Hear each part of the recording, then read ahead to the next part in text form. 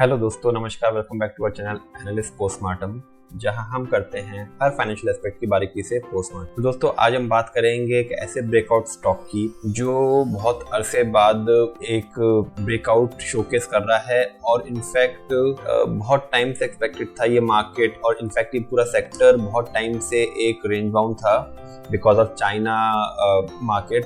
तो China market में एक स्लो डाउन था जिसके चक्कर में मार्केट बूम नहीं कर पाया और परफॉर्म नहीं कर पाया compare to the other relative markets and sectors. तो स्टॉक का नाम है हिंडाल्को। और दोस्तों, अगर आपने चैनल अभी भी लाइक एंड सब्सक्राइब नहीं किया है तो प्लीज लाइक एंड सब्सक्राइब। इस चैनल पे हम उन स्टॉक्स के बारे में बात करते हैं जो किसी ना किसी तरह का ब्रेकआउट शो कर रहे होते हैं मार्केट में, और फिर उसको हम इवेल्युएट भी करते हैं टाइम बाद कि क्या हमारा ब्रेकआउट सही डायरेक्शन में रहा या नहीं रहा। तो ऐसी लर्निंग के लिए प्लीज लाइक एंड सब्सक्राइब, ताकि हम भी कुछ सीखें और आप भी कुछ सीखें। तो आइए क्विकली बात करते हैं स्टॉक की। तो जैसा हमने बताया, स्टॉक का नाम है हिंडाल्को। पर पहले हिंडाल्को को एनालाइज करने से पहले हम बात करते हैं मेटल इंडेक्स की।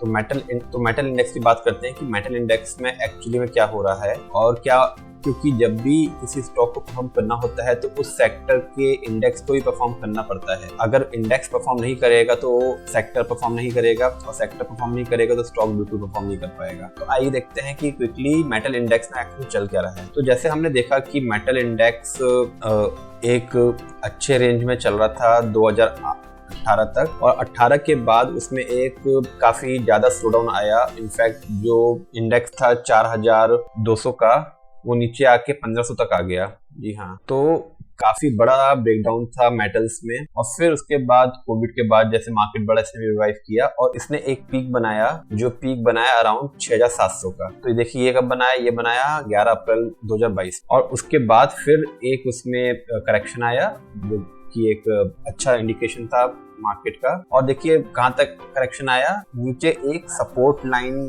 का था जिसको फॉलो करा था मार्केट, उसी के पास तक आके वहीं से रिवाइवल हुआ। और फिर जैन 23 में वहीं पहुंचा अराउंड 7000 के पास, और वहां से फिर एक हायर हाई हायर लो बनाता हुआ फिर उसमें कंसोलिडेशन हुआ। और देखिए फिर से सपोर्ट कहाँ लिया, उसी ट्रेंड लाइन के ऊपर। और वहीं पे 3-4 हफ्ते इनफैक्ट मार्च से लेके मई तक उसने कंसोलिडेट किया, और फिर वहां से एक रैली फिर से शुरू करी। और देखिए सितंबर में फिर से वही हाई 7000 उसको ब्रेक नहीं कर पाया और फिर से उसमें करेक्शन आया। लेकिन इस बार पॉजिटिव क्या हुआ, देखिए कि जो करेक्शन आया वो जो पहले 7000 से गिर के 5300 तक आ रहा था, वो करेक्शन 7000 से गिर के कहाँ पे रुका, 6300। तो मार्केट में जो सेलर्स थे वो एक लिमिटेड रह गए थे। तो और 6400 के बाद जैसे मार्केट रिबाउंड किया, सेक्टर रिबाउंड किया, तो ये बहुत अच्छा इंडिकेशन था कि मेटल इंडेक्स में अब नीचे की तरफ लोअर साइड रिस्क कम नजर आ रहा है। तो जैसे हमने देखा कि अब लोअर साइड रिस्क बस 700 पॉइंट का रह गया। और उसके बाद पिछले 5 हफ्ते से देखिए यहाँ पे डोजी कैंडल बना के एक डाउनफॉल के बाद डोजी कैंडल बनाई, और फिर 4 हफ्ते से लगातार मेटल इंडेक्स एक अपसाइड दिखा रहा है। और फाइनली मेरा पर्सनल व्यू है कि अब, क्योंकि देखिए जब इसमें ब्रेकआउट हुआ तो हमेशा अनसर्टेनिटी के साथ ब्रेकआउट हुआ। देखिए यहाँ पे जैसे वीकली कैंडल में यहाँ पे डिसीजन नहीं था, यहाँ पे वीकली में गिरा, इधर भी देखिए कॉन्स्टेंटली वीकली में गिर रहा था, फिर चढ़ा, यहाँ भी सेम चीज हुई। लेकिन इस बार देखिए पिछले 4 हफ्ते से लगातार मेटल इंडेक्स एक राइज दिखा रहा है, और होपफुली जो इसका एक फाइनल रेजिस्टेंस था 7000, जिसको ये 3-4 बार ब्रेक करने के बाद नहीं कर पाया, उसको अब एक लग रहा है कि क्योंकि 4 हफ्ते से बढ़ रहा है 5 हफ्ते से, तो मुझे लग रहा है कि अब ये मार्केट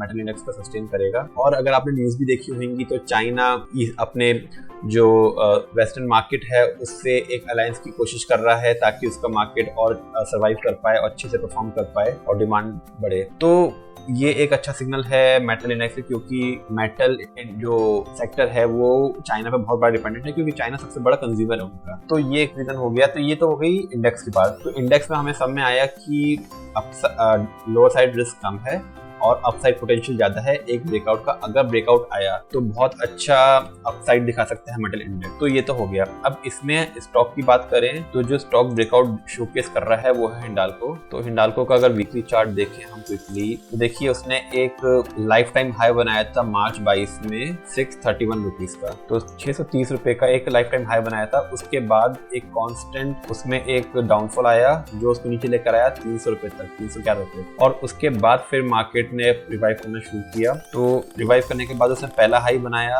447 रुपीज का इस पॉइंट पे, और 447 के बाद उसने फिर नया हाई बनाया 500 रुपए जैन 23 में, और उसके बाद फिर कंसोलिडेशन आया। तो नीचे देखिए एक सपोर्ट लाइन है, वहां तक उसने सपोर्ट लिया, और फिर उसी सपोर्ट लाइन पे ऑलमोस्ट मार्च 23 से जून 23 तक उस सपोर्ट लाइन पे वो कंसोलिडेट होता रहा। और उसके बाद फिर उसने जब ब्रेकआउट दिया तो सितंबर में उसने एक बार ट्राई किया, जो उसका पिछला हाई बनाया था 500 रुपए, वहां तक गया लेकिन वहां से स्टे नहीं कर पाया। और सिमिलर फैशन में जैसे इंडेक्स नीचे हो रहा था तो नीचे आया, लेकिन इस बार केवल 500 से देखिए 458 450 रुपए तक नीचे आया, तो 50 रुपए का ही डाउनसाइड रह गया। और उसके बाद पिछले 4 हफ्ते से एक ब्रेकआउट दिखा रहा है। तो सिमिलर फैशन में जैसे इंडेक्स मूव कर रहा है, बिल्कुल सेम तरीके से हिंडाल्को शेयर रिएक्ट कर रहा है। अब देखिए जो उसका 500 रुपए का रेजिस्टेंस है, उसको उसने पिछले 2 हफ्ते से ब्रेक करके सस्टेन कर रहा है। तो ये सबसे अच्छा सिग्नल है कि 500 रुपए के ऊपर ये स्टॉक सस्टेन कर रहा है।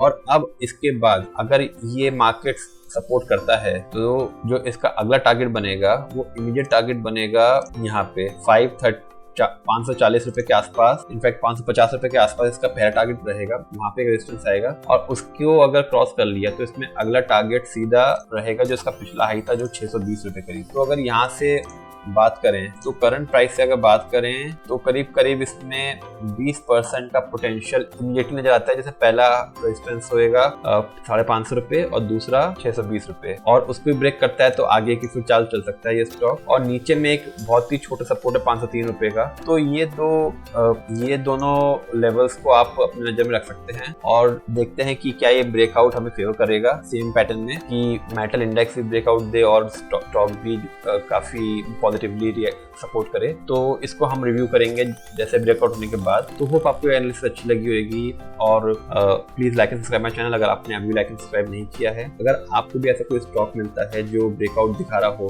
तो प्लीज कमेंट में बताइए, हम एनालिसिस करेंगे और देखेंगे कि क्या वो हमारी एनालिसिस अकॉर्डिंगली सही आता है या नहीं आता है ब्रेकआउट। Thank you.